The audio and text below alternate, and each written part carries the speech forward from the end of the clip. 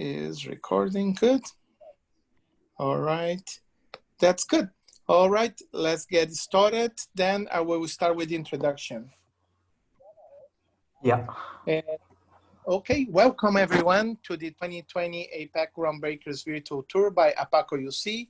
This year, our event will be the biggest one ever done with 174 sessions, including normal sessions, workshops, and hands-on labs from 123 different speakers over 11 days. Also, it will cover sessions on 4 different languages. Please remember to register to as many sessions you can, and all sessions will be available to replay as many times you want for 2 weeks after the initial session date and time. You can also interact with the speaker at any time during the 2 weeks by posting questions or comments directly in the playback session page. I would like to say thanks to our Oracle user groups that made this event possible, and also to our sponsors, Oracle Groundbreakers and CloudDB. Now for today's session, eBusiness Suite 12.2.9 Upgrade, a comprehensive methodology and roadmap by Vimal Manimozhi. Hopefully I pronounced that correctly. Please feel free to write any questions you have during the session at the Q&A tab of the Zoom webinar, and the speaker will be answering them at the end of the session. If any issues during the presentation, please feel free to contact me at any time on the chat tab of the Zoom webinar, and I will be helping you as the moderator. Also, please remember you can watch the session as many times you want in the playback, and you can also ask your questions to Vimal at any time by posting them in the playback page of this session. Now, without any more delays, I would like to leave you with this amazing session by Vimal Manimozhi. Thank you, Vimal. You can start sharing your screen. Let me stop sharing mine, and you can start sharing yours and start your session. Thank you, Francisco, for a wonderful introduction. Let me start sharing my screen and get started. Hope all of you see my screen. Yes, I can. Yeah, thank you.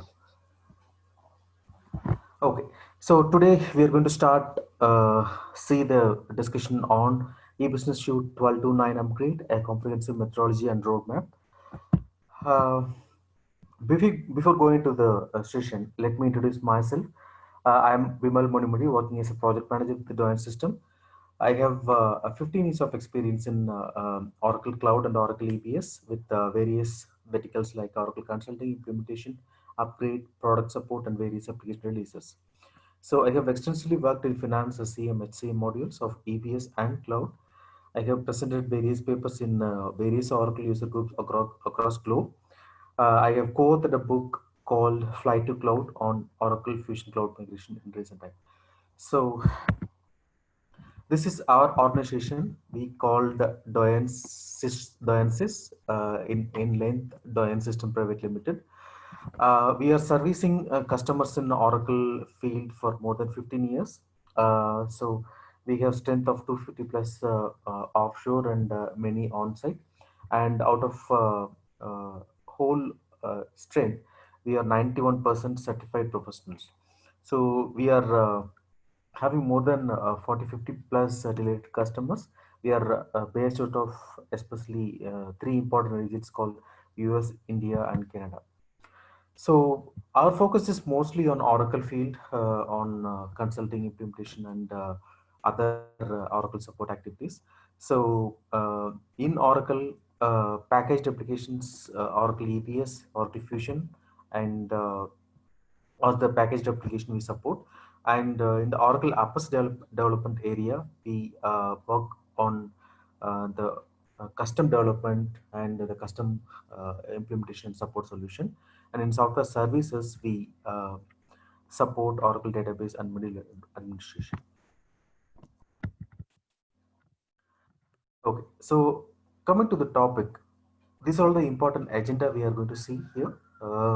EBS upgrade key consideration, new features and enhancement of EBS, 12.2.9 release, EBS roadmap, migration and cutover strategies, case studies and lessons learned, EBS upgrade approach. Starting with the EBS upgrade, a key consideration. Before we go into the Oracle upgrade or any important enhancement or any software upgradation decision, what are the major things we see, or what are the criterias we see and decide whether to go to the new versions or which version?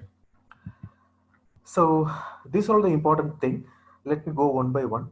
Uh, the key enhancements, like if you're going to a new upgrade release, or any new software development, what are the enhancement that will bring on table, and how it brings the changes to your current business process.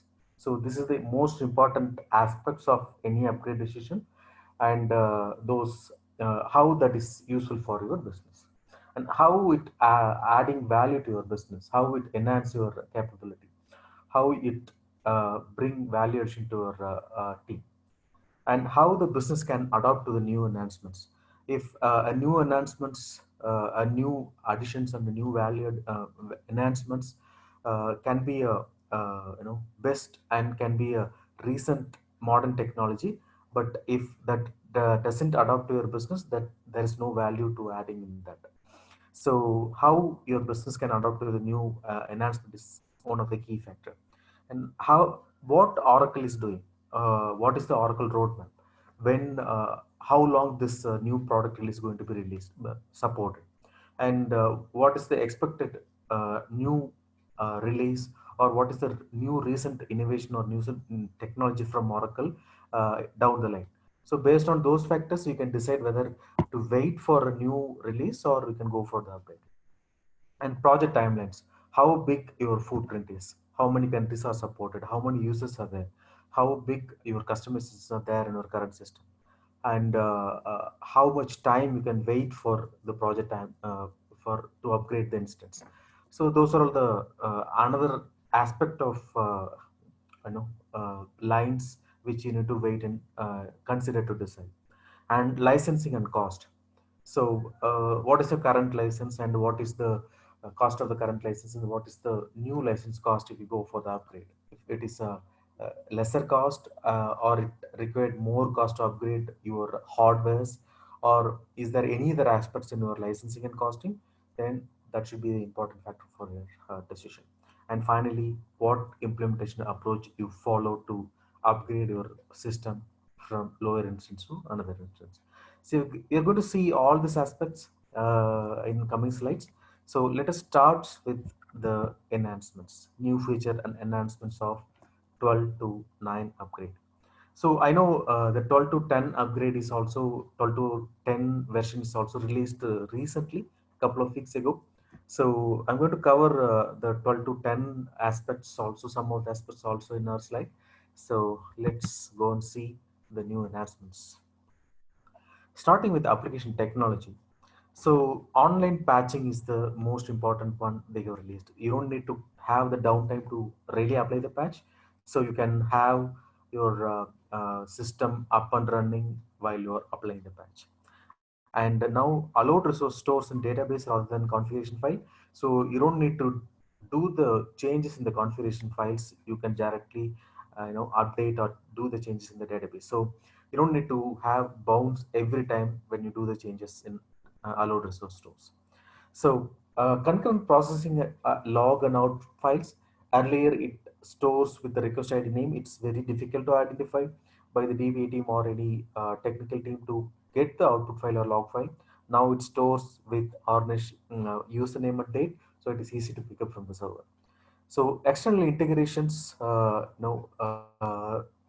many advanced technologies are introduced in a recent release for external integrations. You have Oracle Web Central Portal, Whipple Process Manager, OAC. So many integrations portal has been introduced in Oracle EPS.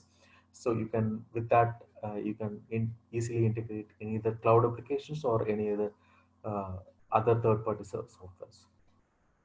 So EBS SOA got gateway. You have WebLogic Server 11G with the SOA shoot 11G integrations with that is also you can integrate the third party or other cloud applications. Oracle XML gateway. I know we already have some XML gateway in the past in the form of DA publisher, but here we have a separate XML gateway portal to process the inbound message either in Java or in PL SQL. So internalization. Uh, in EBS already we got different languages can be used, but it now it got lightweight and very easy to use, easy to install the internalization EBS versions. So we got a personalization workbench. I think if you have exposure to Oracle Cloud, how the dashboard of Oracle Cloud look like. So Oracle AV is also slowly adopting the cloud kind of workbench in Oracle E-Business Suite. With that, you can personalize your workbench and then change the look and feel. Register and search KFF and DFF in OAF. Many of the form pages are now slowly converting into the OAF pages. So even the DFF and KFF, the system task is also in OAF now, and you can easily maintain them from the web page. So audit trail search is also in HTML UI page, and there is a API to manage trading partners in addition to the using form-based UI page. So there is a API and UI OAF-based UI page to maintain your trading partners. Coming to the payables and receivables, starting with payables, we have a workflow transfer of approval to another users. So earlier there was a option called delegation. You can just move the approval from one person to another person. It's kind of a delegation, but now typically you can move the workflow from one person to another person. It's not a delegation; it's a transfer of workflow from one person to another person. So workflow parallel approval for supply invoice is introduced. So you don't need to wait for one workflow to complete and go for the next one. So you can parallelly one person can approve and another person also can approve. It allows user to save a lot of time in getting the approvals of invoices. So payment acknowledgement input. So when you do the payment for suppliers, bank generally give the acknowledgement. It's kind of a text file. You need to see that and load it through a interface or some other custom process. But here there is acknowledgement import portal is introduced, and you can easily import the acknowledgement from the bank. So international bank account number support has been introduced for customer and supplier bank accounts. Coming to the receivables, accounting exceptions during the period close. So period close generally we used to struggle a lot, like run the accounting period close exception report and see what are all the failures or what are the exceptions are there in a period close exception report, so that you can see and rectify before you close a period. So there is a a typical period close dashboard has been introduced. With that, you can see what are the exceptions or what are the errors are there in the each module. With that, you can easily from there itself you can click and see the exceptions and fix that exceptions before you do the actual close. So there is a auto logbox processing has been introduced. Through that you can earlier it was a form or it's a API. You need to have a custom process to call that API, but there is a concurrent program request now introduced. Using that, you can easily load the logbox from a file or from a third-party system into Oracle. So you can now marks the taxpayer identification. Earlier it was visible and it can be used. Your personal information can be used to view for others, but now you can mask it. And the tax registration number for customer name list of values. So recognized revenue based on fair market value with Fusion Revenue Management integration. So the revenue based fair market value you can integrate now with the Fusion Revenue Management with the separate portal for that. So coming to GL and other general modules. Now EBS GL integration with the Fusion Accounting Hub. You can transfer Fusion journals to record EBS period balances and ability to drill down from Fusion to EBS. So data relationship management, it can be integrated with EBS. It synchronizes each EBS instance with Hyperion DRM, stores a chart of account value and child parent relationships. So now we already know that you can using WebADA, you can load the journals into GL, but now we have a lot of enhancement and restrictions to avoid the mistakes and avoid the user errors in WebADA. So in advanced collections, you can assign the collected at multiple collection levels. Earlier, you can assign those collected at the top level, only one level. Now you can assign the collectors multiple levels. So customer tax information import, for example, EBS tax India or Middle East, you for loading them, you need to have a custom import process to load them into the base table. But now uh, uh, we have provision to load the party tax profile, registrations, exception, report codes into the EBS tax. So journal approval integration with Oracle approval management and workflow. So for journal approvals, you have a AME integrated solution now. With that, you can easily approve the journals before it being posted and closed. So you can schedule the AP and AR netting batches with a separate concurrent program that allows automatic creation of settlement netting AP and AR batches. Coming to the order management, um, it the service items are supported in promotional modifiers. Earlier it was not there. It support non-continuous price breaks and allows gaps in pricing setups. Tax calculation on freighting charge in OM instead of AR. Earlier the tax calculation was there in AR. Now it is you can do that in order management itself. And credit tolerance for honoring manually released credit check holds. And now you can excluding the reserved item lines from scheduling. This will allow you to remove the conflict of one ship into another one. And now in scheduling enhancements, you can partial availability quantity with split and schedule and split and substitute. You can partially do that, and the order fulfillment based on the secondary UM also you can do from the recent scheduling enhancement. So the item substitution and manual line splits on internal sales orders are introduced, and you can integrate order management with the approval management engine. And there is a new HTML user interface for order management. You can have the dashboards for order management. Coming to the purchasing and inventory, in purchasing, the visibility of item master attachments in item search. So before you do the actual purchasing, you can have a look of item details and the item quantity. So one step checkout of view shopping cart and submit the requisition with a single click. So the shopping cart page or highly enhanced in the recent release. So with that, you can just do the one step checkout with all the details in hand. So it support foreign currency in catalog request and spot by purchase privilege requests. So convert requisition to PO. A new separation can be do in spot by purchase privilege requests. So we have a web services for importing requisition. You don't need to have a separate custom concurrent program to import. You can have the web services to import the requisition.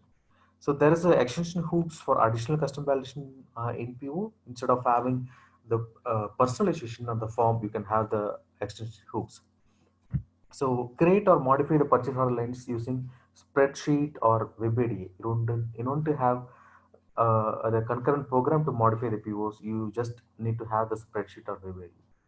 So notification to the requester when requisition converted to PO. It's kind of a external notification from application to the suppliers. Coming to the inventory, return to vendor announcements or like create in AR and track in shipping, request without a purchase order, return material from any warehouse or the three important enhancements introduced in return to vendor announcement.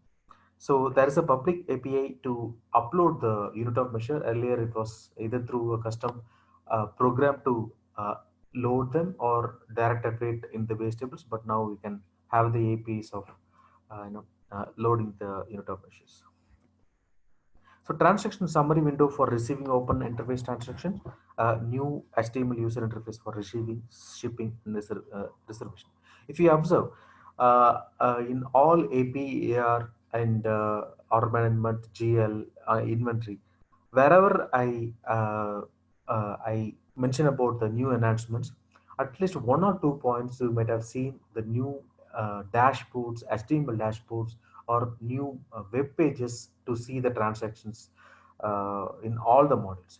So as I earlier said, Oracle is from the look and feel perspective, Oracle has upgraded many pages, many transaction and master pages into the converted into web pages, and not only just the transaction page or the web page or the master page.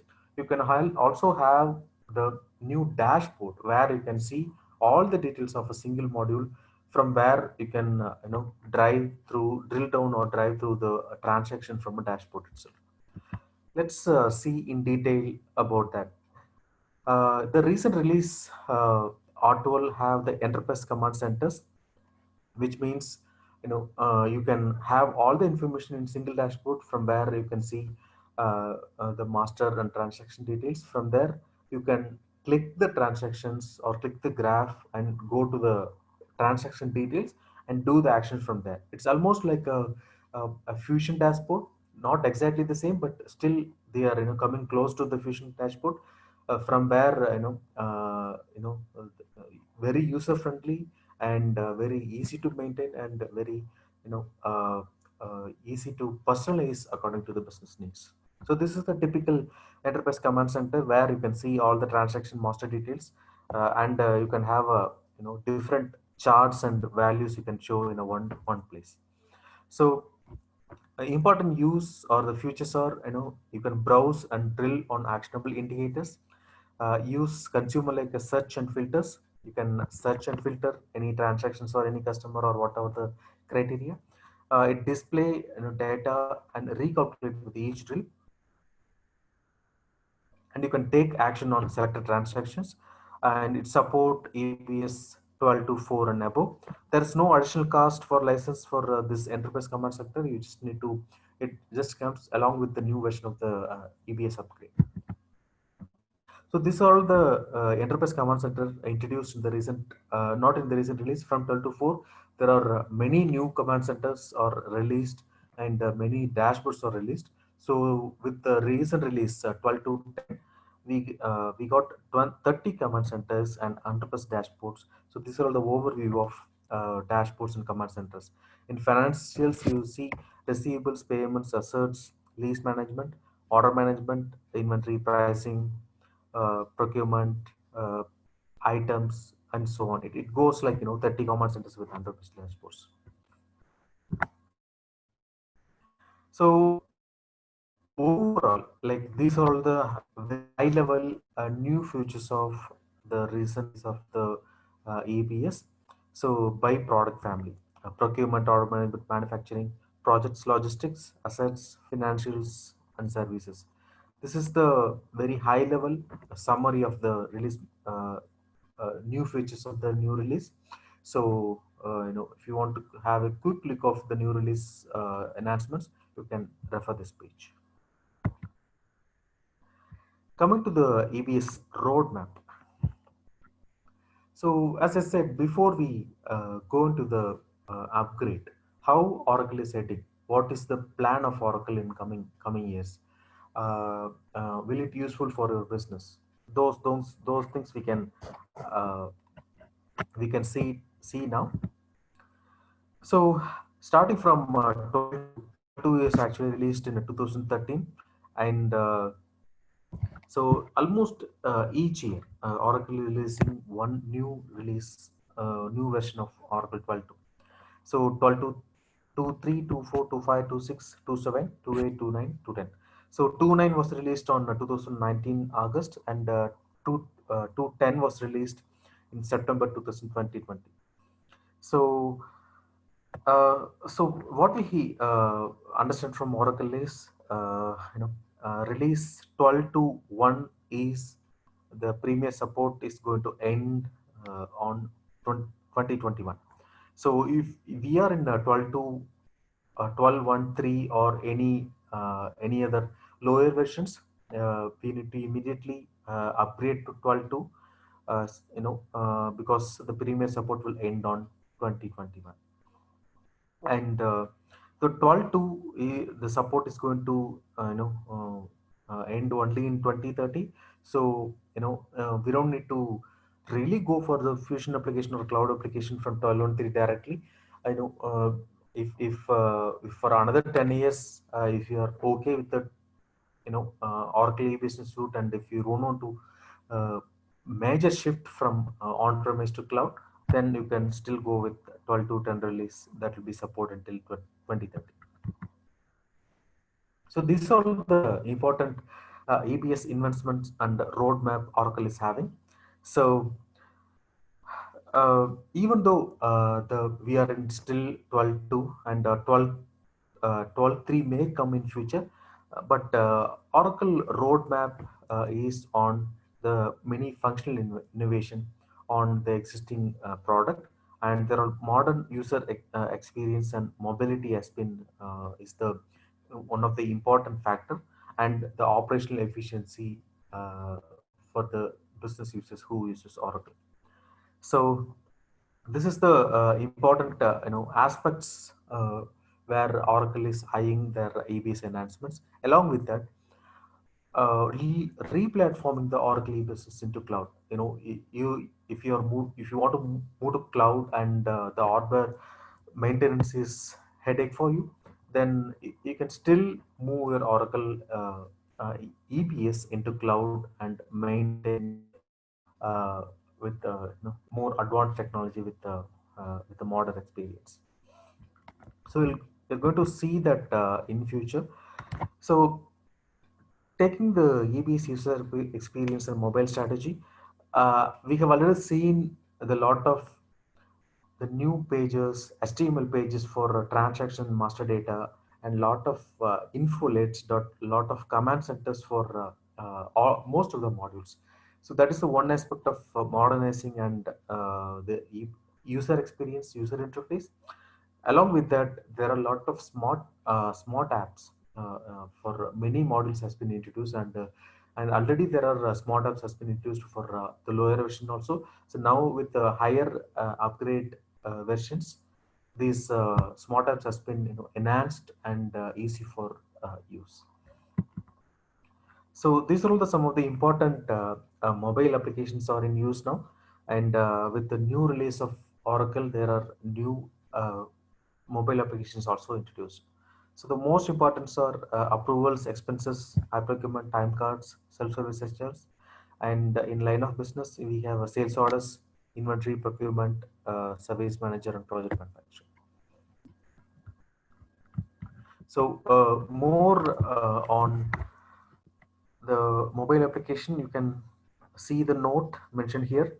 So not only just you just know Note to is the standard application with the mobile application framework and REST APIs. Using REST APIs, you can modify the look and feel of the mobile application, or even the functionality of the mobile application as well. So as I said, you really no need to go for fusion applications if you don't want to move to the cloud really for another 10 years. But still, if you find the cost of maintaining the hardware, or the if the hardware is outdated, then you can still plan to move your Oracle business into cloud.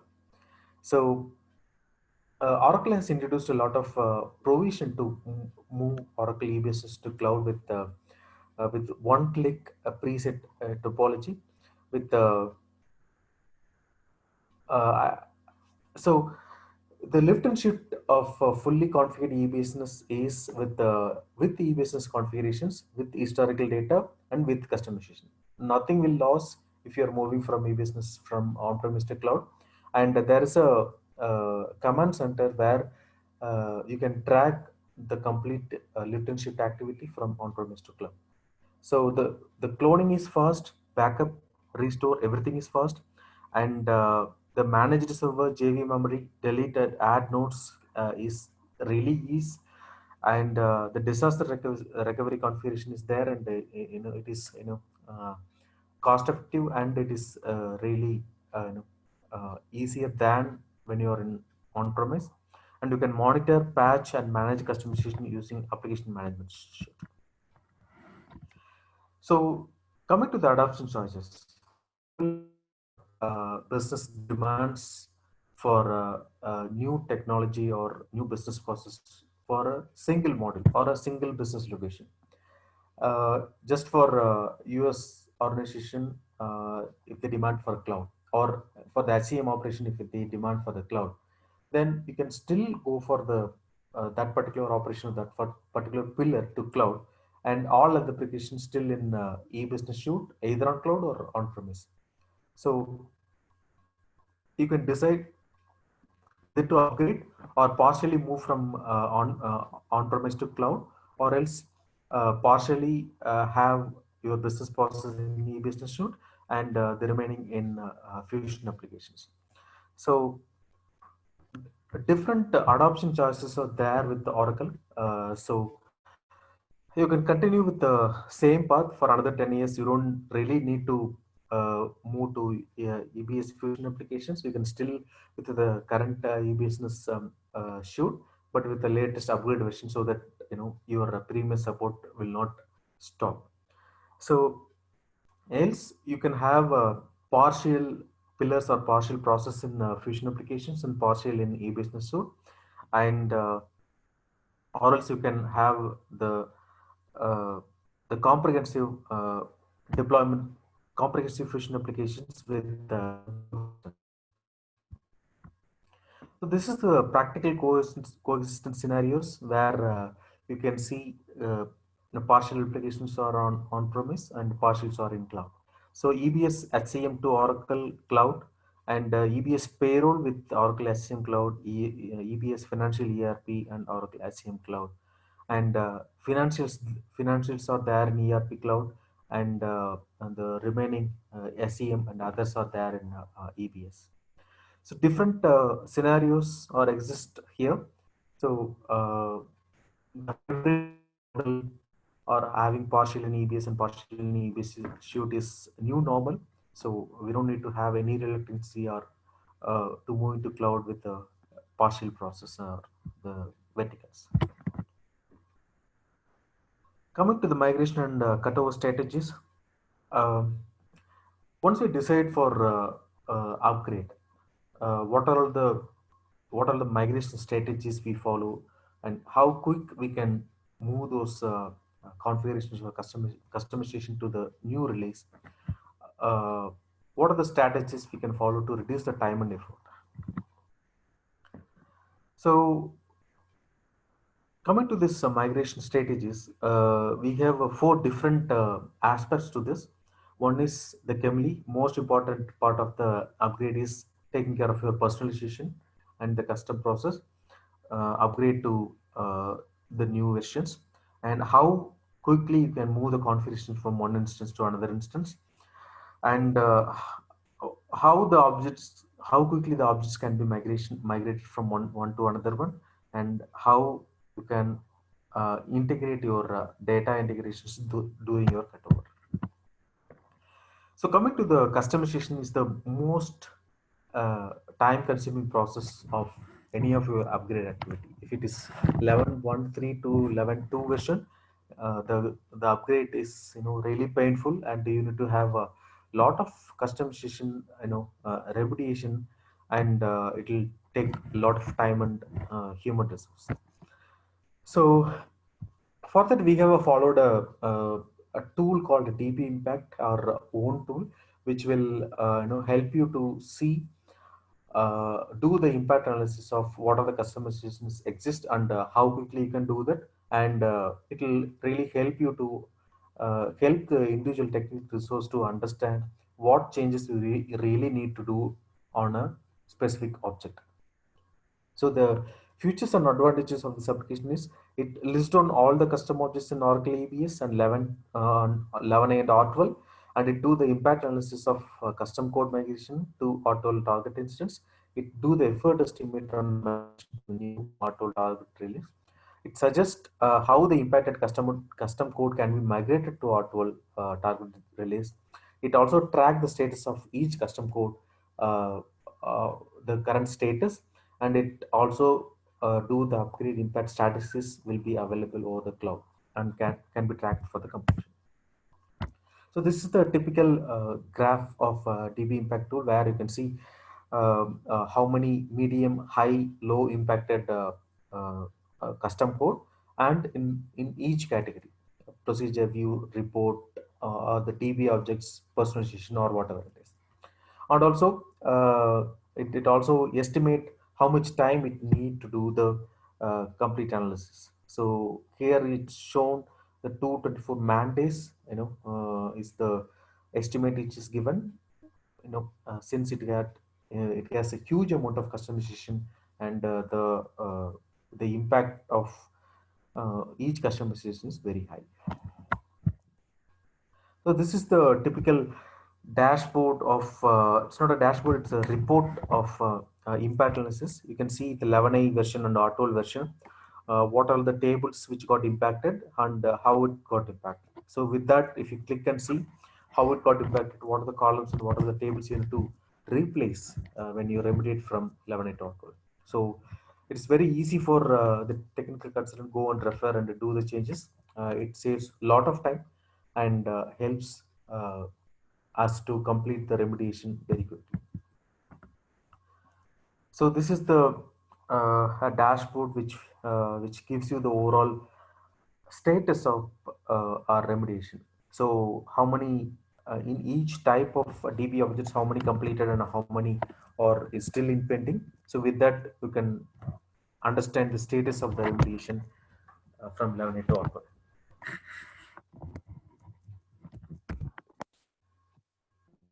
Coming to the configuration migration. So if you're doing from 11 to R12, you might have a lot of new features and a lot of changes in your functionality, especially in finance modules. So those configurations you have to do manually in the lower instance, and from there, for each iteration, you have to migrate those configuration manually uh, uh, from developer instance to UAT and then to production. So if you have lot of countries and lot of business different operating units, then this configuration migration will take a lot of time, and you need to do a manual effort during your production cutover that will be really impact your business. So for that we have used the CSS config snapshot to uh, migrate the configuration from one instance to another instance. It automatically creates the setup documentation. It migrates setup from one instance to another instance, and it also compare the operating units set of books with a different environment and across the environment.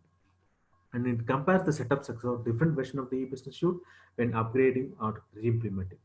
So it creates the date stamped copies of setups and enabling historic reporting and comparison of over time. And it differentiate implementation and serial data, and it have the full audit changing tracking segregation of duties with the conflict report.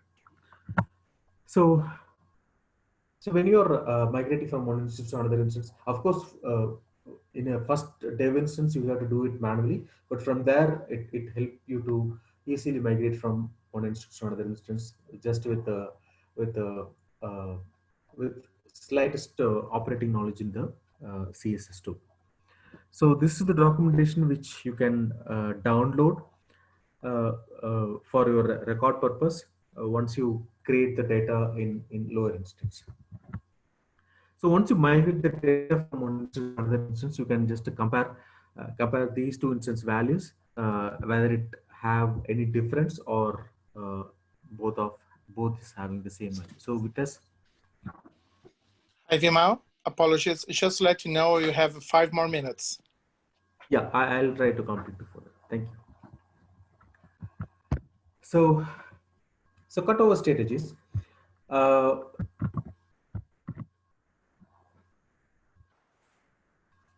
When you are along with this DB impact and the CSS tool migration, we have the object migration technique. all the objects which you have remediated, it very time-taking process to execute those objects in the target instance. So we have created a shell script for all the object compilation, and with one click, it compiled all the objects in database. Along with that, we have created a FND load for all the AOL migrations. With using that, easily loaded the new configurations or the modification of the existing configuration in the sysadmin, which easily migrated to the new targets. The same way, we upgraded a couple of large business which does not afford to stop the integration, stop the invoice creation process. So we have interfaced all the live transaction into the lower instance 11 is still in 11a. Meanwhile, we have upgraded the production instance with the R12 patches.